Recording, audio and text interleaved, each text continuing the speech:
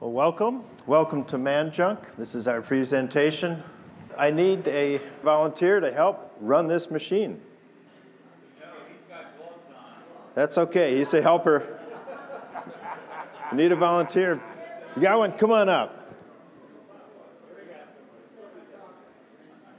We've got an adventuresome soul.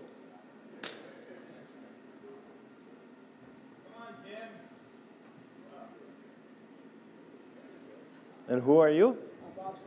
Bob Sedell. Florida. Florida? Okay, welcome. Okay, we're going to get you set up with the lab coat. Let's see.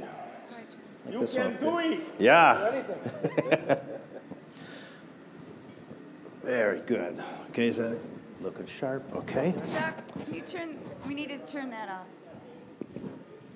And you'll need your gloves. We practice safe you-know-what. You want safety glasses, or are you okay with those? What do you think? They'll probably do. Yeah, okay.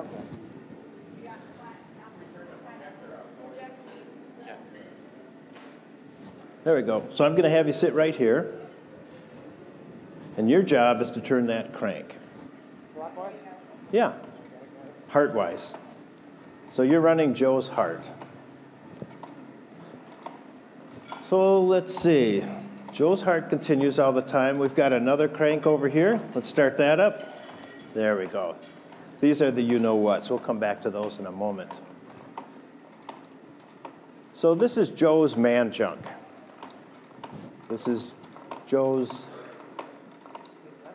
No, well, we'll keep it going kind of slow right now. We'll start out slow, but you'll get a clue when it's time to go faster. Good, good. Okay, so in a few minutes, you're going to know more than 90% of the people on the planet. You're going to know how the human male reproduction system works. And this is Joe's stuff. So we'll start out here. This is Joe's heart. And Joe's heart runs all the time. Runs every second, every minute, every hour, every week, every month, every year. This thing can go for 80, 90 years, who knows? And it doesn't stop. If it does, it's game over for Joe.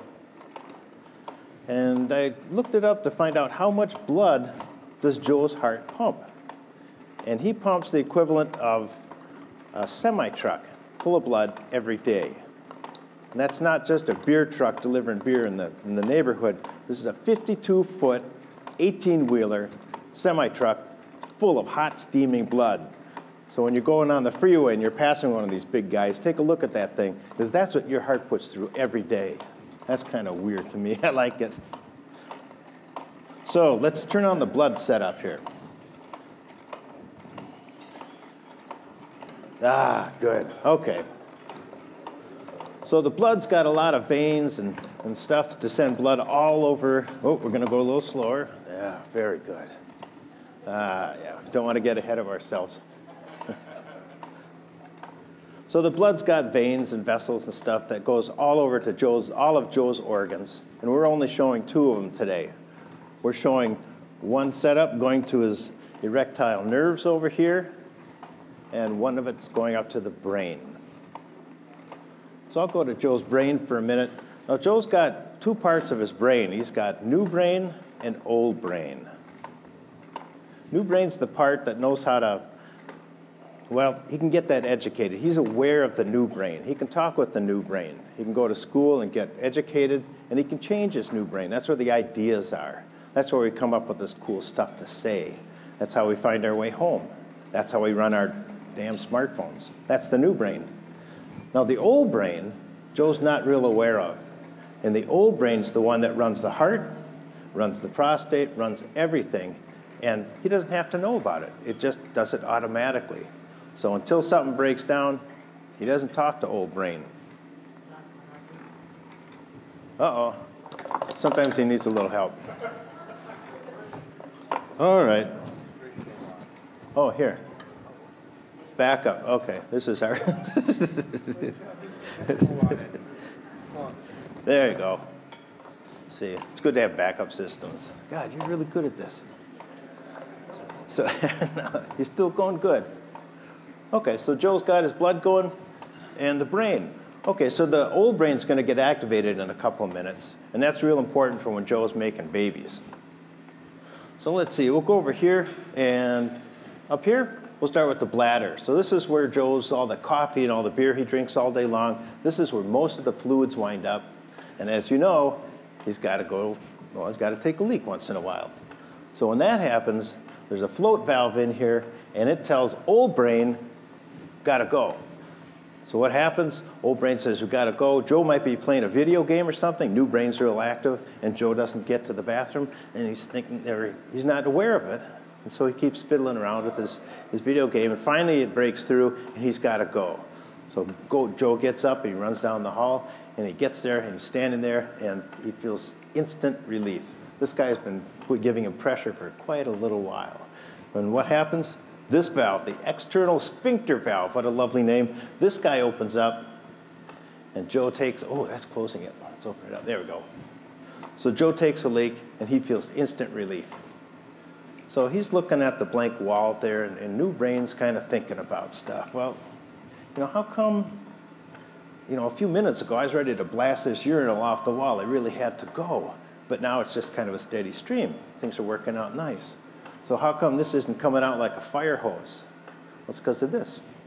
This is Joe's prostate. I think this is the world's biggest prostate, so this is the big unveiling for it. Joe's prostate is a gland.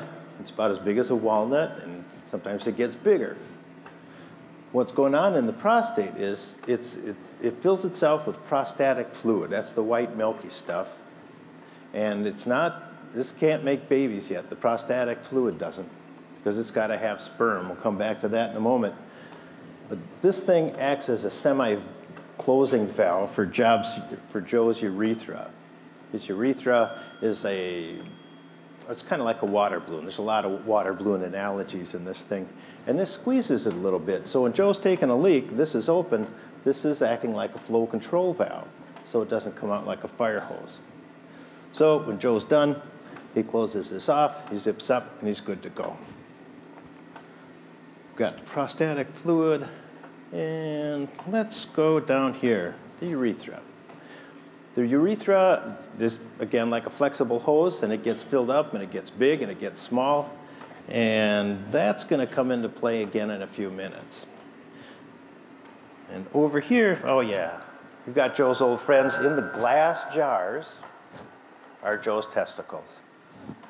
And they do two important things for Joe. They deliver testosterone to Joe. They make a whole bunch of the stuff. Women have got testosterone, not a whole lot, and testosterone is made by other glands and parts of the body, but these do the heavy lifting. And the testosterone goes all over. It bathes Joe's head and his everything in testosterone, and that gives him a lot of attitude and other things that you've probably heard about. But the testosterone is a separate delivery system. We're interested in the other thing it makes, and that's Joe's sperm. Can we fire this up? So there's the sperm. So don't stop this. So this is running day and night. It runs real slow, and it's always delivering sperm. And the sperm goes up into these seminal vesicles. So if you took some sperm out of here and put it into a woman to make a baby, it's not going to work. These guys are too young, too dumb. They got to go up here, and these things are painted orange like a school bus, because the sperm's got to go up here, and they got to get smart. So they might be up here for a couple of weeks, and he's got two of them. And you'll notice there's a lot of duplicate pieces on Joe's machine here, like we got 2 eyes and 2 ears and 2 hands. So I can get a lot of damage done. I can lose an arm, and I'm still functional. I can lose one of these, I'm still good to go. Lose one of these, I'm still good to go. So the human body is a pretty cool design. So the sperms are up here, and they're waiting. They're not mixed in with the prostatic fluid yet. When they are, it's called ejaculate. So we got the sperms, prostatic fluid, and these valves are always closed until it's time to make a baby. Now this valve down here, this is the urethral sphincter. This is open all the time. It only closes when it's time to make a baby. So we've got closed valve, open valve, closed valve. This one opens and closes when it's time to take a leak. So let's see, the pelvic floor muscles. These are really cool. Men use these a little bit. If there's trouble with this valve, then a guy gets real interested in how to use these. Women use them a lot. So you can tell when you're using them, because when you're taking a leak and you stop in midstream, that's your pelvic floor muscles at work. That's also called the Kegel exercise. So let's see, what else have I forgotten? Oh, the erectile nerves. Oh, yeah. So this is Joe's man unit. Oh, my gosh. Let's see what we got here. Ah, yeah. We'll uncover this. Yes. Looking good. So this is not an exact scale model, but it's pretty close. So we've got Joe's erectile nerves here. What do those things do? It's got a blood supply. So Joe's man unit has got a blood supply that's always going. So it's always warm and always comfortable in there. It's kind of a low volume blood supply, low pressure. That's going to change. And when should it change? Well, I'll tell you a little bit about this. Viagra and Cialis, that's what they mess with. So these are for the high pressure blood, and they're closed. So we've got just a little bit of blood going through here all day long. And when it's time to make a baby, those are going to open up. Did I get everything? No. So the erectile nerves, watch this. They're hooked up. So this is kind of like a comm link. So the erectile nerves are wired up to the nerve bundles.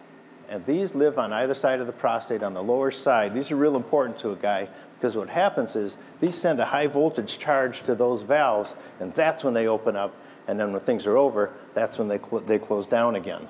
So these guys, if a man's missing these things, then he's interested in Viagra and Cialis or a shot or something to get these to open and close. That's pretty much all we use those drugs for. The nerve bundles are triggered off by old brain, not new brain, old brain. In fact, old brain is the one that's responsible for those funny noises Joe might make or the funny faces while he's making babies. Let's see. Okay, I think we're good here. We've covered everything, and now it's time to make a baby. So Joe's been anxious to make a baby with his sweetie for a long time. Not yet. Well, actually, that might be a good time because Joe gets the wink and the nod, and by golly, it is time. He's very interested. So old brain fires up, and what happens? Old brain sends a signal down to the nerve bundles. They launch high pressure signal down to the erectile nerves. These guys open up. The high pressure blood comes in. You're going, there we go. Joe's moving into action. He's happy. It's working. So something else is going on here too. We've got all these valves. So this valve closes off because this whole system is going to get pressurized in a minute, and you don't want any backwash. These valves open up, so all our little sperm guys go into the seminal, or into the from the seminal vesicles into the prostatic fluid. And the prostate's really cool because here's where it squeezes and it pushes all that prostatic fluid, which is now charged. It's called what's the word? Ejaculate now. It's ready to roll. So the urethra gets real big, like a big water balloon. And Joe's going away. Oh, good, he's up to it. Okay. So Joe's hammering away, and he's all excited. This valve opens up. Oh yeah, this one's closed. We don't want backwash. Open. This is full. This squeezes. This valve's opened up. And the pelvic floor muscles, you ready? The pelvic floor muscles squeeze together, and they slam together, and we have a baby. There we go. That was safe.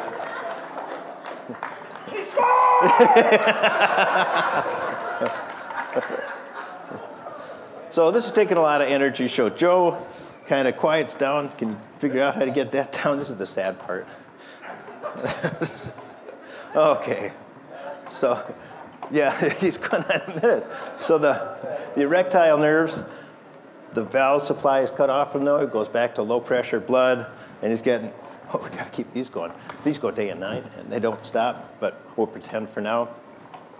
The nerves reset themselves. This valve closes up because we don't want more leakage. He's done. This valve opens because we want you know what to come through here. These valves close again because they're going to start collecting and saving for the next time. And the brain starts shutting down, and Joe's kind of tired, so it might be time for a nap. Yeah. So that's how Manjunk works. Joe's got to take a leak, Yep. and he thinks he's done. His brain thinks he's done. Oh, I'll tell you about that. Yeah. And if he doesn't be careful, he gets wet pants. Yep. So what do we do that? Well, I'll tell you about BPH. A lot of guys in here are familiar with that. So what's going on with Joe when he gets to be about 50 or 60, I think about 10% of the men get BPH. It stands for benign prostatic hyperplasia or hypertrophy or something. But that means what happens is the prostate gets a little bit bigger. And remember, it's squeezing the urethra, and it squeezes it a little too tight. And so when Joe takes a leak, this thing opens up, the bladder doesn't get quite empty. And he's finished. The stream is real slow, so he zips up, he's done. But there's still a bunch of urine up here. Not so good. So he's got to go again pretty quick. And that goes on and on and on. That's a bad deal for Joe. It's uncomfortable, and this hurts if he gets too much, urine in there. And the real bad deal is sometimes he's got to get up in the night, and that means he's not getting a full night's sleep, which seems kind of simple, but it's not so good. So he can take some medications, and that'll help relax the prostate, and if things don't go real good, he might have to get a roto-rooter job up here, and that's no fun at all. But what was your question about? Well, Joe thinks he's finished urinating. Puts his penis back in his pants, but he's still going. Oh, he's still leaking? Yeah. Oh, yeah. So, yeah, I think this valve is not closing all the way. It's not closing up fast enough. So he's got a couple, Yep. You can shake and you can dance, but the last two drops always end up in your pants, I guess.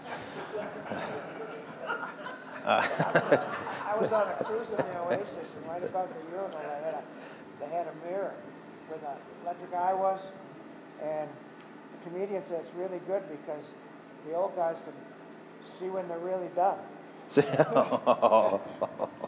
Worked out well. It was a ship. Are there questions? You have my favorite Viagra. So, we've got a Viagra joke coming up. Quickly, Other questions? you know why a Viagra's like a... You better stand up and yell it out. You know why a Viagra is like a trip to Disney World? Nobody knows it. Told me. Why is Viagra like a trip to Disney World? Got to wait an hour for a 2-minute ride. Got to wait an hour for a 2-minute ride. Okay. Are we on? Yeah. Are we on? Thank you. Yeah, well done. All right. Okay. Yep. Well, I started this project. Somebody asked me, why'd you do this thing? And yesterday we heard about anger. Dr. Mann talked about that in the spiritual thing. And he said anger can do a lot of good things too. So don't get rid of it. And that was when I talked to my surgeon. I got mine cut out a few years ago. He couldn't tell me how all this stuff worked. I didn't like that. So I made a drawing of all this stuff. I asked him and radiation oncologist. Nobody could give me the big picture. And I brought in a drawing, a 3D drawing. I'm a technical illustrator, and brought it into my doctor, and I showed it to him. He said, well, you can't do this. This isn't right. I said, well, yeah, I guess it is right. He said, I just don't think about it that way. So I realized doctors don't think like guys do, because we think of valves and plumbing and fixtures, stuff we can get at Home Depot. So first I made an animation. You can see that on the website, and it's evolved into this. Terry invited me to come down here, so I had to get busy in the basement. And then some guys have too much time on their hands, I think. But I was frustrated and angry, so that's where this came from.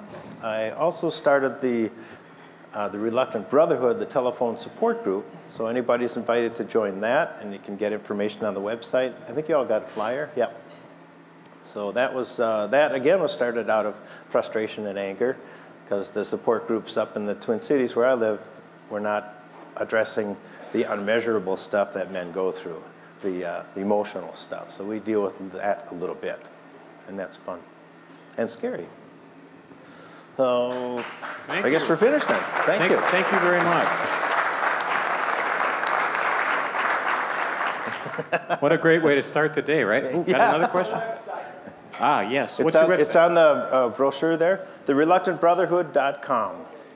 You bet. I've got some business cards if anybody wants that too. And John, doesn't the Reluctant Brotherhood do phone sessions that people can call in for? Yep, you just call the phone and you're on the call. We do it every Monday night. And don't you vary one each Good point. time? Yep, we've got a guy out in California, Rick Davis, who runs the advanced group, and that's for men where the cancers come back. And I run the new guys group, and that's for guys who've got low-level prostate cancer or are just getting into the game and they don't have anybody to talk to. And I know there's folks in the audience. Bill Palos talked to me when we started. There's a lot of interest in helping men with advanced disease and starting local groups. And here you've got a good example of how people can call in, right? Yep. And share with each other. It's a phone support group, really, isn't it? Yeah. So it's an us too group too. You bet, yes. Yes. There's a Reluctant Brotherhood on Facebook. Is that you as well? I think somebody might have started that. I don't get that Facebook stuff. I'm too old and grumpy. But is it you guys too? I think so. Your group? Yeah.